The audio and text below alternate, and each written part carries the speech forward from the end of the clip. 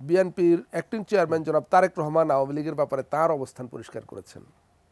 জামাত ইসলামের আমির ডাক্তার শফিকুর রহমান তিনি তার দলের পক্ষে অবস্থান পরিষ্কার করেছেন যে এত লাশের উপর দিয়ে আওয়ামী লীগ আবার এত সহজে রাজনীতিতে ফিরে আসবে এটা মেনে নেওয়ার মতো কোনো বিষয় না। নতুন যে রাজনৈতিক দল আমাদের জুলাই বিপ্লবের যারা নায়ক তাদের সমন্বয়ে যে দল হয়েছে এনসিপি, ন্যাশনাল সিটিজেন পার্টি, তারা তো আওয়ামী লীগের রাজনীতি নিষিদ্ধ করার দাবিতে সোচ্চার, সদা সোচ্চার।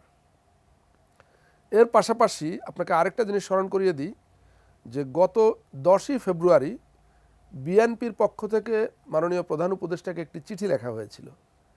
সেই চিঠি চাইলে আমি আপনাকে দিতে পারি। সেখানে পরিষ্কারভাবে লেখা আছে গণহত্যাকারী এবং মানবতা বিরোধী অপরাধের দায়ে দল হিসাবে আওয়ামী লীগের বিচার নিশ্চিতকরণের কথা বলা আছে। সুতরাং এখানে তো আমরা একটা জাতীয় ঐক্য দেখতেই পাচ্ছি যে জুলাই অভ্যুত্থানের পক্ষে, ফ্যাসিবাদের বিপক্ষে যে সমস্ত রাজনৈতিক শক্তি ছিল তারা প্রত্যেকেই আওয়ামী লীগের বিচারের কথা বলছে। কি বিচার? গণহত্যা এবং মানবতা বিরোধী অপরাধের বিচার। এখানে কেউ কেউ গত 48 ঘন্টায় সোশ্যাল মিডিয়াতে, আমি জানি না কোনো রেগুলার মিডিয়াতে এসছে কিনা মূলধারার, যে আওয়ামী লীগের যে সমস্ত নেতাদের বিরুদ্ধে কোনো ফৌজদারি অপরাধের মামলা নেই, অভিযোগ নেই, অথবা তুলনামূলক ক্লিন ইমেজ, তাদেরকে দিয়ে কি একটা কথা, রিফাইন্ড আওয়ামী লীগ, তাই তো?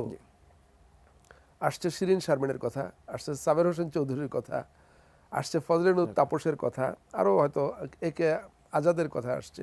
লিলি হালাল বিউটি সোপ, বিএসটিআই কর্তৃক সনদপ্রাপ্ত দেশের প্রথম হালাল বিউটি সোপ, দীপ্তিময় উজ্জ্বল ত্বকের জন্য। দেখুন, বাংলাদেশে 2014, 18 এবং 24 সালে 3টা ভুয়া নির্বাচন হয়েছে, ফেক ইলেকশন, এবং এই ইলেকশনগুলোর মধ্য দিয়ে শত শত লোককে ফেক এমপি বানানো হয়েছে।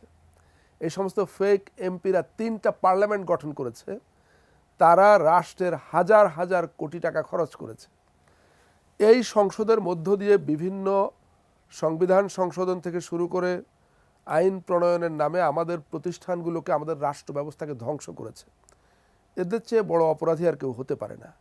এই সমস্ত অপরাধীদের যিনি অভিভাবক, এই পরপর কয়েকটা জাতীয় সংসদের যিনি স্পিকার ছিলেন, তাকে বলা হচ্ছে ক্লিন ইমেজ, তাকে বলা হচ্ছে তিনি নিরপরাধ। সাবের হোসেন চৌধুরী এই প্রত্যেকটা পার্লামেন্টে ছিলেন, প্রত্যেকটা ফেক ইলেকশনে এমপি হয়েছিলেন, তিনি clean image. Refined Awami League হবে।